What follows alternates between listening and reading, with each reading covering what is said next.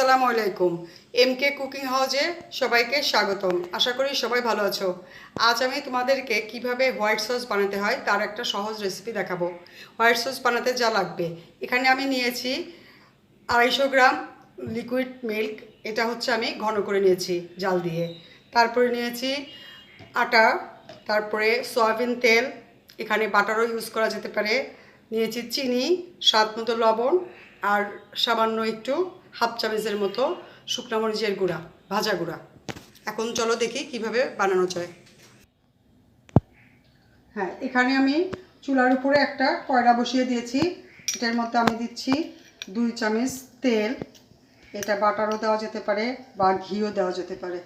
আমি দিচ্ছি তেল, যা সহজে হাতের কাছে পাওয়া যায়।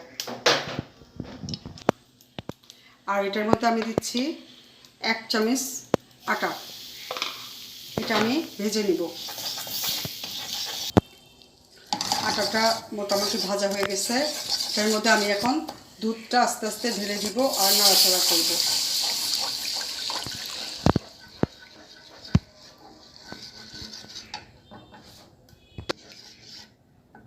এটার মধ্যে আমি দিব দুটো সাদা মশলা আর একটা লং।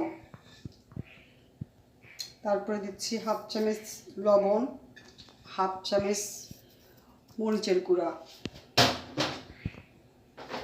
আর 1 চামচ চিনি।